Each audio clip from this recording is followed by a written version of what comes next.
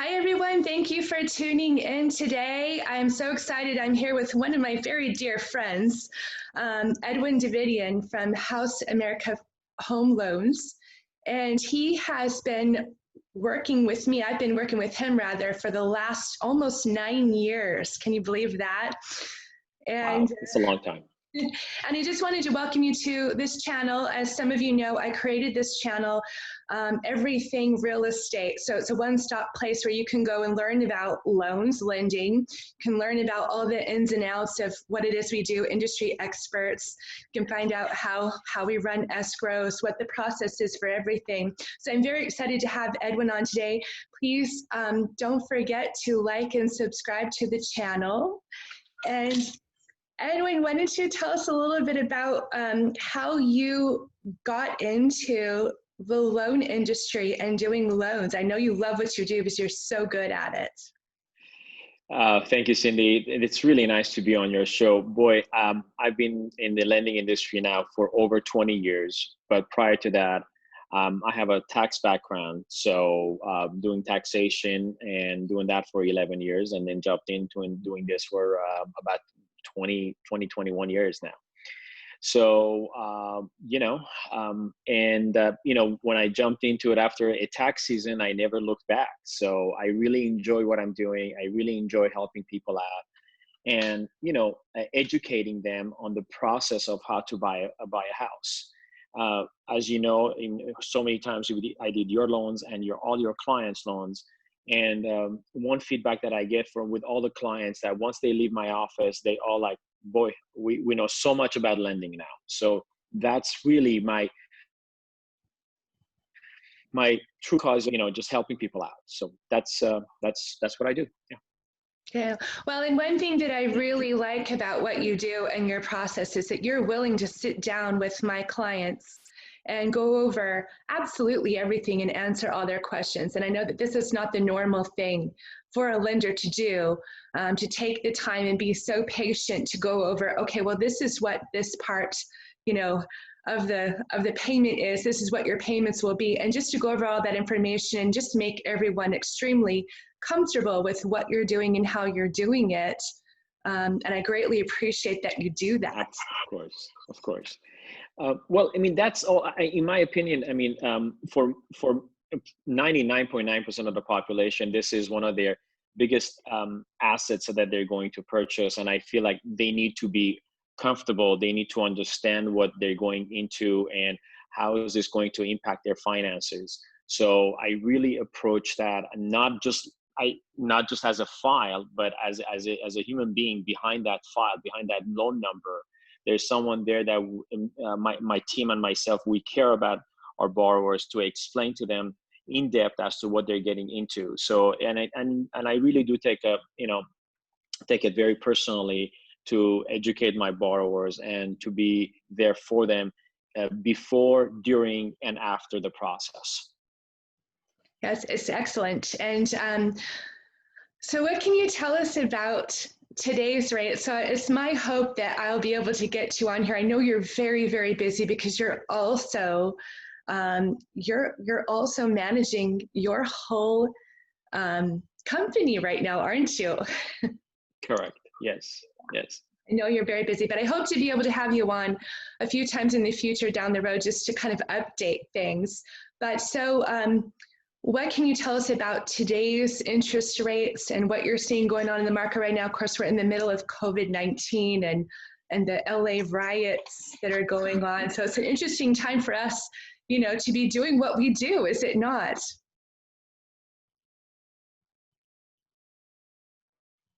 It is. We had so many changes after COVID-19, and we had changes, and pretty much every week, I could say, especially for self-employed borrowers. I think the first thing that we need, I mean, I'll talk about rates in a second. Rates are just amazing. Rates are really, really low, even though in the last couple of days, rates moved up a little bit because of the employment, unemployment rates and the number of payrolls that it's positive right now, and the fact that A lot of the cities are opening up. So I think that would have a positive effect on the economy and the GDP. So rates have just moved up a little bit, but the rates are really, really fantastic. So I'll touch that in a second, but I just wanted to talk about first things we do for purchases, for example. We really, at this moment, we really have to make sure that the borrower is pre-approved.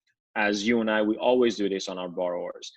And more importantly, on self-employed borrowers, because there have been changes that has come down. As a matter of fact, the latest change was on Monday, that for self-employed borrowers nowadays, we have to get a year-to-date, for example, 2020 year-to-date a profit and loss statement. And not only we have to get that, we have to get their latest 2 business bank statements, making sure that their income and expenses are in line with their 2019 tax returns that they have filed. In essence, they want to make sure, because of the COVID-19, has the income been affected or not?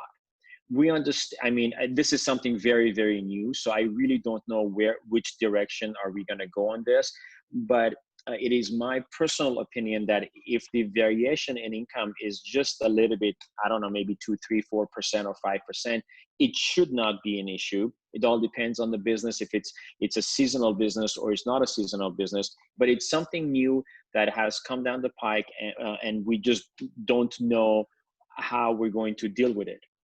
So all the self-employed borrowers, if you have done a pre-approval within the last even 2 weeks, I think you should call your lender, or you should call me, and we have to look at and revisit the numbers. So it's very, very important for a pre-approval to get done for self-employed borrowers. So that's that. I mean, there's a lot of things that we can talk about, Cindi. I mean, as you know, I mean, I teach these classes for 3 hours, so I don't know, where would you like me to go? I mean, if you want me to concentrate on the rates, I could do that. If you and I can talk about a couple of products if you want. I mean, how would you like me to go with this? Just let me know. Well, just for informational for people who are new to this and maybe new to or very recently decide that they want to buy or sell something. Okay. And just because it's as important to a seller as it is to buyers trying to get pre-approvals to understand some of what's going on in the market right now, because you need to be aware of the types of offers that are coming in with the loans attached to those offers and what to look for, because there is a lot of new information and a lot of new requirements out there. And I think it's important for people to understand, not be afraid that all of this is doable, that getting a loan is very doable, can be a little tricky. You are so good at being able to pair loans with people and being a loan broker. I try to explain to people the difference between going to a big bank and their lending instruments that they're able to, give to the general population, or maybe 12 or 15 different types of loans, where you have a latitude of, I don't know, tens of thousands of loans, different ways of making loans to help people.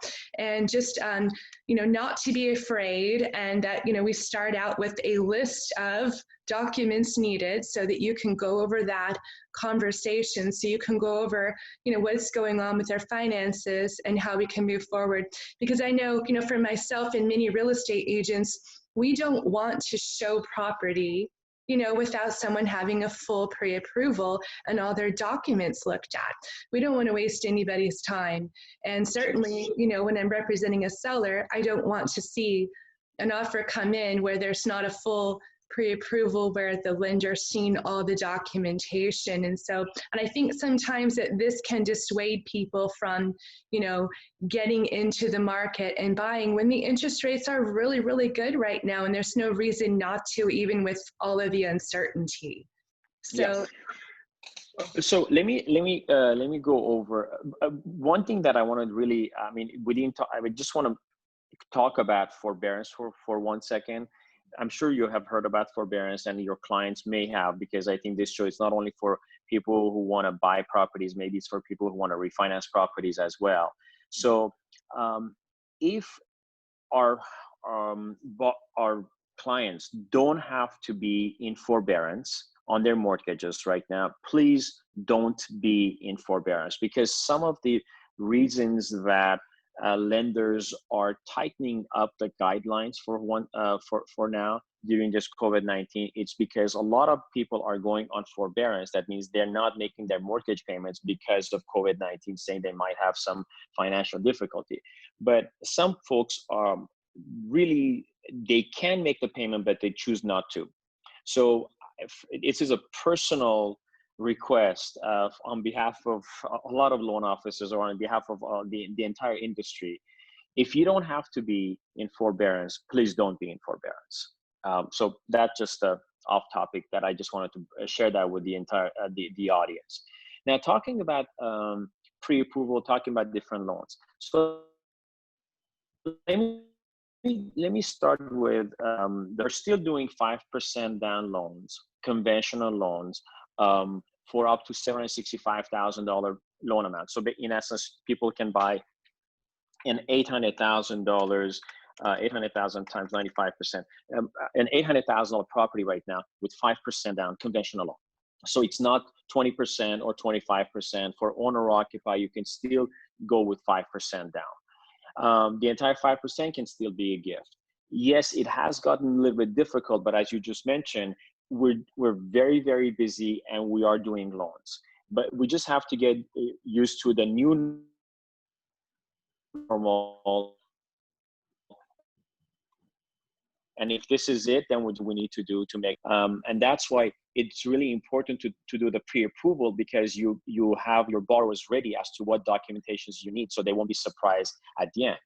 So for W-2 employees, in essence, what we need is just 1 year of W-2 for 2019, 2 most current pay stubs, and 1 month of bank statement. That's it. That's as simple as that. So based on that, we'll run their credit to see what their liabilities are, if they have any automobile payments, purchase or lease, if they have any credit card payments, minimum payments, and their student loan payments, if any. So based on the criteria, based on the information, and as to how much they want to put down, I'll do the calculation to see what they can qualify for. So this is very, very simple for W-2 employees, okay? So just 1 W-2 is enough. Okay, that's perfect. And for self-employed borrowers, we have programs that we do the loans with only 1 year of tax return, because for majority of self-employed individuals, taxpayers, we know that everyone, you know, they may reduce their income or their expenses, increase their expenses, so their tax liability, income tax liability, could be diminished. But if their 2018 tax return is not enough, then maybe 2019 would be enough. So this is the process of the pre-approval. So we have programs with 1 year of tax return, and we could potentially go up to a purchase price of $1.4 million with 10% down with 1 year of tax return. So we do 2 loans in that aspect. As you know, we had clients who did that, Cindi. Remember, we do a first and a second. The first loan will be $765,000. The second loan, we can go a home equity line of credit. We can go up to $500,000, and they put the 10% down, and we could do that. So the programs are there, and it is very much doable. Yes, it has gotten a little bit difficult, but as I mentioned before, if we prepare our borrowers, the loans will be doable. We still have the FHAs or VA loans. FHA loan balance, can you believe 2.5%? And as you know, we have 3 categories of loans. Basically, we have the conforming low balance, which goes up to $510,000. Conforming high balance, that goes from $510,000 to $765,000 of loan amount. And then anything above $765,000 loan, we call that a jumbo. So conforming low balance rates on an FHA is somewhere around 2.5% right now. Just amazing. So I think this kind of brings us to, let's talk about rates a little bit. So conforming low balance conventional, not FHA, but conventional loans, you're looking at rates of 2.875 or 3%. And loans above $510,000 to $765,000, you're looking at rates of 3.5% or 3.625%. And jumbo loans, anything above $765,000, you're looking at rates of 3.7%. Okay, these are all on single-family residence and not on duplexes or triplex or fourplexes. Okay, so this is all on single-family residences.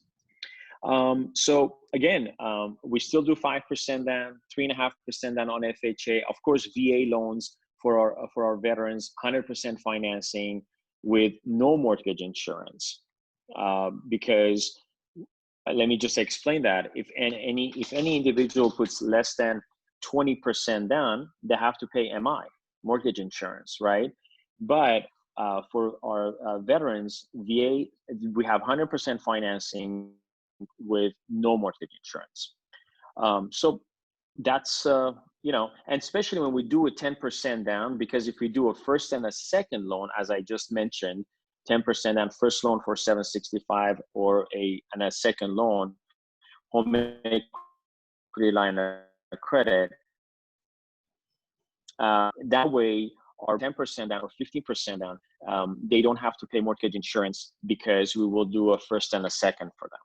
So the programs are there. We're doing loans.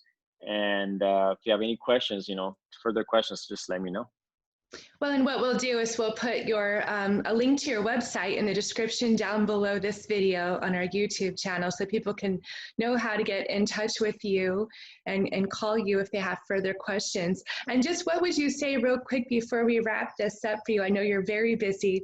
But what would you say to those people? I keep hearing out there, even though in the last, I want to say 3.5 weeks, I've noticed the market really picking up and tried to, you know, yeah, just a lot of showings, even with the COVID-19, and a lot of offers coming in on all the properties, things not staying on the market much more than 2 to 8 days, under $1 million price point, and then a little bit longer, just over $1 million. But what would you say to the people who are still worried or still thinking, they're still what I call the fence sitters, you know, they're, oh, well, with the forbearance, won't that mean that there'll be a lot of foreclosures going into next year? And so there's people asking this question. Of course, we don't have a crystal ball, but as you look at the situation with the market right now, with this forbearance, what do you think could potentially happen? How do you think things could go, you know, moving into 2021? And why should people go ahead and buy now as opposed to wait for 2021? I mean, you know, as you said, we don't have a crystal ball, and this is my personal opinion. All my years of, you know, experience in lending and being a tax accountant and being an investor myself. If I'm not mistaken, in LA County right now, the inventory of properties is like 2.8 months. So there are no inventory. There's like, that's why properties are just, you know, just selling off in, you know, in a week or 2 weeks or 3 weeks because there's no inventory. That's one. Two, rates are just amazing. So no one knows what's going to happen. You know, as they say, you never time the market. You can't time the market. And if you're buying an owner-occupied property, you're buying it to live in it. You're not buying it to see what happens to the market a year or 2 years from now. So it's very hard to say what could happen to the market next year because, as you can see, and you've seen it before. I have a client on a $1.4 million property that have 14 offers. I had a property that I'm closing soon that the list price was 2.15. It went up to 2.3. Appraisal came in at 2 million. The buyer just still bought it. So the market, I mean, the market is still good. I mean, yes, I can see, as a matter of fact, you mentioned that in the last 3-4 weeks, it just picked up even more than in March and April. So, you know, the economy is going to open up. And as you can see, a lot of cities are opening up. The economy is opening up. And based on that, I think unemployment rate will go down. And people are still will in my opinion, they will still be buying properties because the inventory is not there. So it's just staying for those folks who are staying on the fence. They really have to think about, because it's very hard to say what's going to happen next year. I mean, but in my opinion, if they find a property that they can afford the payments with the interest rate that we have today, in my opinion, they should just jump on it, because we don't know what's going to happen after the election. This is an election year. What would happen to the interest rates going forward in next year? Because the simple math, which we always talk about, if interest rates right now for a loan of $510,000, it's at 3%. If the payments go up to 4%, which is still a fantastic rate, 4%, well, you have increased your payments by 25% in essence. So even if the purchase price drops 10%, your payment could be even higher because the interest went up from 3 to 4%. So in my opinion, and the other thing is that what's going on with the rental market? Do we see if the rental market is coming down or it's going up? So which one you rather do? Pay rent or pay for your mortgage, even if you could buy with 5% down? So I think everybody's situation is different. Every price range is different. But in my opinion, right now, it's a good time to buy because people want to sell.